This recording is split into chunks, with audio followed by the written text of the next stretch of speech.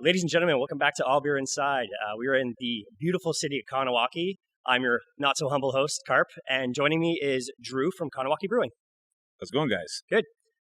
So thank you very much for hosting us today. Welcome. So what's your beer story? What's the beer story? Like how we got started, I Yeah, guess? what was we want to be Kahnawake's first brewery?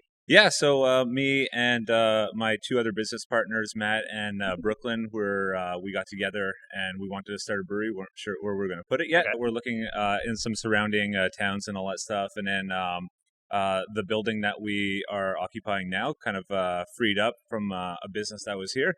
And then we had a small building in the back too. Matt is also the owner of the whole property that we're on. So it just kind of made sense. Like we'll just put up shop there.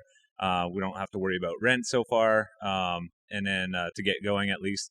And then, so we got started there. Matt and Brooklyn are from Kahnawake. It just made sense to set up shop here, and it's kind of a unique story about it, and that's pretty much how we got started. So you brought us out some delicious beers. What are we drinking today? All right, well, you're drinking Hard Day's Work, which is our ESB. That's been with us since day one. It's actually one of my old homebrew recipes that has followed me through time. And I'm drinking Bootlager, which is our pre-Prohibition lager. So it's basically what beer used to be before Prohibition in the U.S. So it's brewed with a nice amount of corn, some 6-row barley, and we threw some. So I understand you used to have a previous name, but it changed. It used to be Blackbridge Brewing. Mm-hmm. What happened there? Why did you have to change your name? For those who aren't aware. Yeah. So yeah, we picked that name because it has a significance here. It's the train bridge that runs parallel to the Mercier Bridge, and that was the nickname for it, the local nickname. That's also the place where a lot of Native men and women got their start in ironworking, which is a big trade here on the reserve. Yeah, so we wanted to pay homage to that. It's also a really cool story, and we just looked when we registered the name as the business. We looked just in Quebec because beer is so what do you call that? Carpental. Oh yeah, like carpentalized. Yeah. It's so very province to province and all that stuff. And we see a couple of beers here and there from Ontario or whatever like that, but it's not like you're going across Canada. So we didn't check the federal registry, and there was already a Blackbridge in Saskatchewan, and there was also the internet making the world a lot smaller place. There's also another Blackbridge Brewing in Arizona. Yeah, so it was like a complete mess when we were doing marketing initiatives. We were getting tagged in their stuff. They were getting tagged in our stuff, and we weren't even open yet at this point. But so it was already causing some issues and all that stuff. And then we got a friendly letter from the ones in Saskatchewan, and we had to back off the name, rightfully so. Okay. They had the federal registration, and so I mean that's an amateur mistake on our part. We take complete what do you call it? Onus on that one. So, but it wasn't like, hey, change your name, we're going to sue you, or hey, this is kind of our name, can you back off? Yeah, no comment on that. If somebody who's not into beer, or they're just drinking your basic Molsons and Labatts, and they were to come here, what would you suggest them to try to expand their craft palate? Okay, so we've always taken the mentality of like, let's do a beer adventure. Whereas we're not like a one-trick pony. No offense to the breweries that do that, but like that brew 8 IPAs. We're not that. I mean, we could give into that, and that would be great because I think we do some great IPAs, and people tell us that we do some great IPAs, but that's not us. And really, it's like we want to make really good beers of all different varying styles. And so that's pretty much it. Like we want to take people across the globe in terms of beer styles. So now, what would you start them on? I know the Bridge is very popular. Yeah. So is that something you'd start them on, or you'd be like, what do you like, and then you'll try and figure out their flavor profile? I mean, all myself included, and all the girls that work here, guys and girls, can be gender neutral on that one. But like everybody asks the question, like what do you like at home? And there's some people will be like, I like BMC, Bud, Molson, Coors, whatever. And then sometimes you'll have some people like, I only like stouts or dark beers and stuff like that. So we try to always have something for everybody. And that said, this is like we want to do those styles justice and do them well, so that when people come here and try that, they're like, I'd like amber beers. it's not really a style, but we get that all the time. And it's just like, well, we want to make sure that we're doing really good ambers. Okay, so good. So you're basically trying to facilitate to any crowd, which is great. Yeah. And I mean, there's so many options with beer now. It's, try something new. Try something you never had before. And I've always suggested that to people. I have friends who love stouts and hate IPAs. I'm personally a fan of IPAs at the moment, especially like all the crazy styles that are coming out. Like out of Vermont, there's like cherry pie, New England milkshake IPA, and it's just it's allowing all these flavors to be created. And so we, as our show, like to experiment all these new beers, and it's just it's almost like Pokemon. It's got to drink them all. So. And that's kind of like what we're after too. Like we want to make sure that we have 10 lines here, and we always try to devise the lines in terms of intensity. So we'll have some like sort of beginner beers, which is like the Bridge and Hard Day's Work. No offense that you're drinking it, but it's just like it's to a beer nerd. That's not interesting. They want to like pack it full of hops and throw like a ton of haze at it or whatever, and that's cool too because we also do that. We have some beginner beers, some intermediate beers that are more interesting to people that are already into it. And then we want to have some beers that are going to be like really interesting for the beer nerds, the Untappers and the Instagrammers. I'm one of those Untappers, but I'm not going to be like, I need 82% hops with 17% dankness. It's just, you got to experiment the way I look at it. So what's the first craft beer you brewed? Not here, like on your own. First ever, you're like, I'm going to try and make a beer. So I got forced into home brewing. My best friend Keegan got me into it. He basically was brewing a good year and a bit before I got started into it, and he bought me a homebrew kit for my birthday. And I really wasn't interested. I was like, I'd much rather just go to his house and drink all his beer, and he does all the heavy lifting. Yeah, but he started me off there, and the first beer that I brewed was actually a Hefeweizen. Okay. It was his recipe or clone of it because I was doing extract at that time, and I just really loved that beer every time he brewed it. So I want to brew that one and just have it on your own, so you don't have to. Yeah, exactly. So that was the first beer I brewed. Okay. Did you name it something, or was it just like it's my Hefeweizen? No, I didn't name that one. That was like really his beer. I did have Weizen based on that afterwards, and we have it on tap here. It's called Uncle Buck. Okay. It's not on tap now, but during the summer we'll bring it out. And Hefeweizen is usually a good summer beer the way I look at it. So what are some of the roadblocks you ran into trying to be Kahnawake's first brewery? Laws and regulations and permits. Okay. Now, I understand I was previously talking with another brewer, and he says it's very difficult. Like, Quebec makes it almost impossible for people to succeed when they want to open a business here. I don't know about that. Okay. I'll tell you our story in terms of like when we started this project back in September 2016. We already had bought a 1-barrel system from Blickman, and we wanted to get going on that. So we went down to because here in Kahnawake, it's very separate from Quebec. It's kind of like a self-governed body in Quebec. We went to go apply for a permit to manufacture beer, and they didn't have it. Like, they didn't have any laws or regulations on that. They had it for spirits and wines because those businesses had already existed in the past, and they still do today.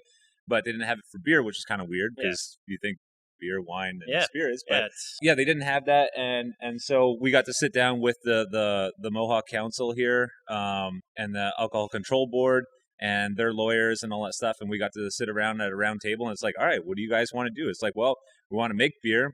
We want to be able to sell it in pints. We want to be able to sell it in taster glasses. We want to be able to sell it in growlers of varying formats. We want to eventually bottle or can or both. Yes. Yeah, it was just fun to kind of like spit everything on the table. And then they just kind of built it around that, and they took a look at what's happening in Quebec and different provinces, even in some states. So, for instance, one thing that's really cool, and I was talking about it with some people at the AMBQ this past week, is that we could have got into the spontaneous fermentation before it even got allowed in Quebec, because that just recently passed spontaneous fermentation, but we already had it built into the laws and regulations, so we could already started doing that. But I mean, that's such a long project, and we're just not there yet, and it's still something that we're kicking around. But because I'm pretty sure that we have some really kick-ass microflora around here, but we're just like not there yet, and took us a long time to get to where we are today. So. Okay. So yeah, like you mentioned, you're doing growlers. I'd come when you did the bottle release, I believe, on your 1 year anniversary. Okay, yeah, we did that. Where I got the Saint Laurent. I can't remember the name of the barley wine. The Bayonne and Hell's Gate. Yeah. The sour is fantastic. I even came back and picked up another one because I'm like, hey, you've got more. Yeah. But you mentioned you want to get to canning. What are the difficulties you're running into getting, well, because canning's obviously much cheaper. Yeah. But what's the difficulty of distributing? Because I've never, I don't see you at my local beer store in Verdun. No, so, exactly.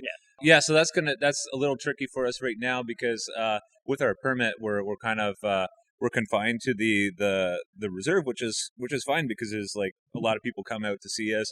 We have a lot of people from Montreal and surrounding areas that are big supporters of us. Like, thank you. Keep supporting us. You guys are doing a great job. And, there's a lot of people banging that proverbial drum for us.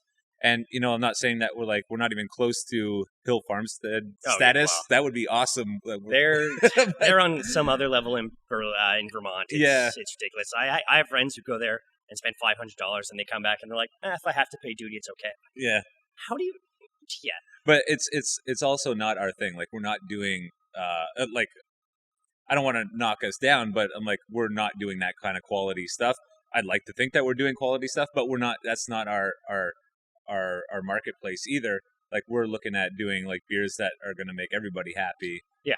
And they're going after a very specific thing. Anyways. Yeah. No, it's okay. Back to the original question. Yeah, so I mean the challenges in distributing in Quebec, like right now we can't do it. I was talking to a couple of people at the AMBQ this past week about what are we going to do, like because we're under federal jurisdiction. Yes. So do we apply for a Canadian permit and then distribute through SAQ, which is not desirable to me, or like do we just we fall under the Quebec umbrella, and then how does that work for us?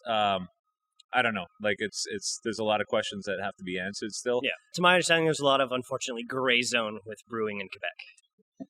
With the laws and regulations. And that's the thing, like where here on the reserve, when they were building the laws and regulations for us to follow, is like they didn't want any gray zone. It really had to be black and white, and what was going to happen in terms of like even extreme cases of recalls and all that stuff. So like I would almost like to bring like what we have to follow and all the inspections that we follow through, because some people think it's the Wild West out here, which is not. Like, we have to get inspected, and we still have to follow all the norms. And you know what?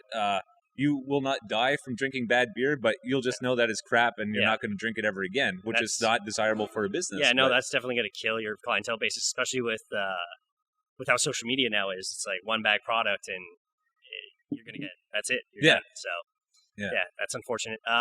Where do you come up with the beer names? In the beginning, it was whatever came out of my brain at this particular time. Now we get a little bit of input from the staff.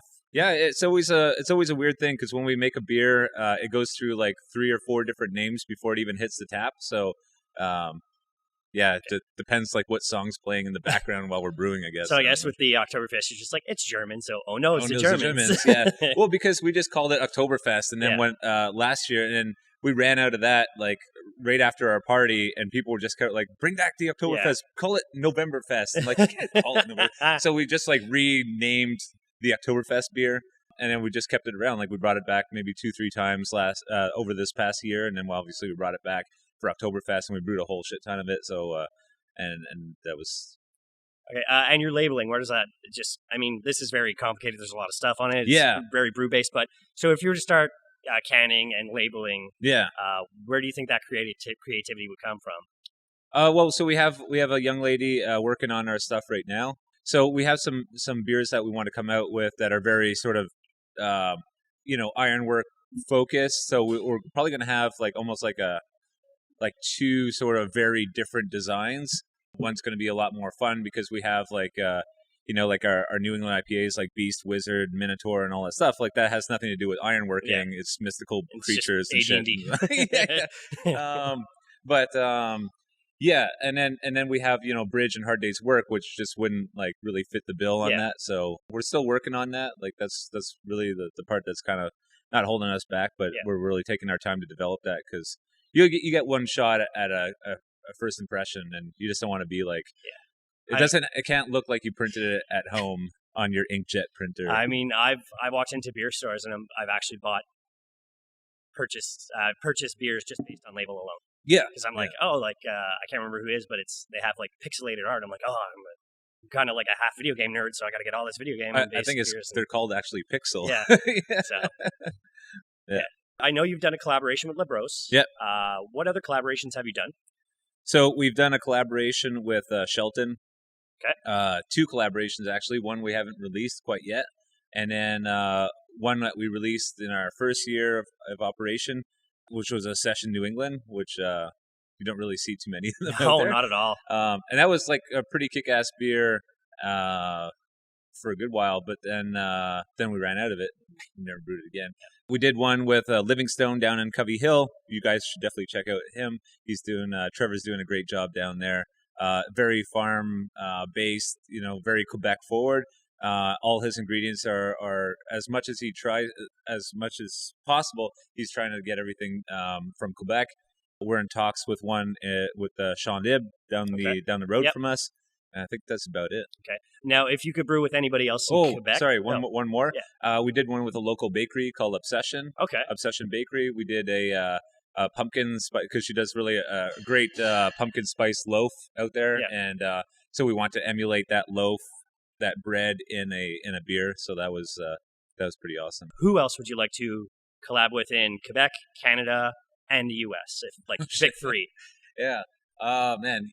Even pick a couple out of each one. Man, there's a couple in Quebec for sure. I really like to we talked to the guys down in Bois Canada, but they're like just so busy, man, because they're just brewing so much awesomeness. Oh, the Hippas, I believe. Yeah, Hippa and Gatineau. Yeah, and all the other crazy beers that they did their second or third year anniversary this past weekend, and actually yesterday, and they had a huge lineup for that. There's some pretty cool stuff that we want to do with Epitaph, which is a contract brewer, but he's doing a lot of stuff with Kvike yeast, which we started dabbling in a bit. We got we had Ragnarok, which was like a huge success here, but we have Drakkar come in soon, and that's going to be like the big brother of that beer. I mean, Ontario is the big craft brew capital of Canada right now. Yeah. But even if you were going to Maritimes, Ontario, Vancouver, I don't know too many breweries in Alberta personally, but if you could do anybody outside, like as a smile, would you go to Blackbridge and be like, "Hey, want to collab?" No. I would go there, but I would I think it would be funny to do a collaboration, and it would probably look pretty funny, but just make it bitter. Yeah.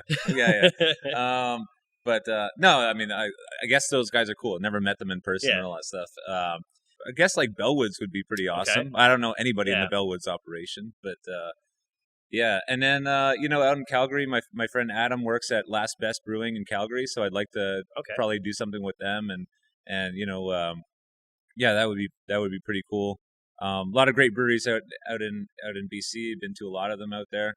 Just like they're doing so much different stuff out there though than we are, so it'd be nice to kind of do a mishmash with a whole bunch of collaborations and kind of do a cross contamination of styles. And in the States there's just too many of them. I guess if we had to pick top 5. Oh man, top 5. Putting me on the spot. I mean, you did bring up Hill Farmstead before. If you could, I think it would be a lot more fun to do one with Alchemist or Sean Lawson. Not saying that Sean Hill is a bad dude. I've never met the dude either, but I just think in terms of the guys that I've seen before. Okay. They just look like they would, because it's you can make a good beer, but it's you got to have fun making it too. Yeah, for sure. Yeah. If you were to go on a beer vacation you've never been to before, where would you go in the world? Oh man, that's a tough one too. So I really want to go to England. I already been to England, but I wasn't really into beer at that point because I was 13 years old or something. I just want to go back to the origins of IPA, and I'm a big fan of cask beers too, and even when I was home brewing, I was doing a lot more English style beers. So I'd like to really kind of go there, and that would be the next on my list. I have nothing else. Okay. So we're going to end it here. Tell everybody how they can find you online. Yeah, you can find us online at www.kahnawake.brewing.com. It brings you to our Facebook page. You can also hit us up on Facebook and Instagram at K-Town Brew. And we're going to be launching our website pretty soon, so we'll have a lot more stuff on there. And then also check us out on YouTube, because we also do some videos too. And then come down right off the Mercier Bridge. It's honestly like we're like 5 minutes from Montreal. Like if you live in LaSalle, yeah, we're like super close by. We're right on the highway, and just pull right in for a couple pints. Excellent. So I'm going to post everything he said in the show notes. You can find us, subscribe, hit notifications for new episodes that are coming out. And as for us, at All Beer Inside everywhere, allbeerinside.com. As for that, drink craft, not crap. Ooh, thanks.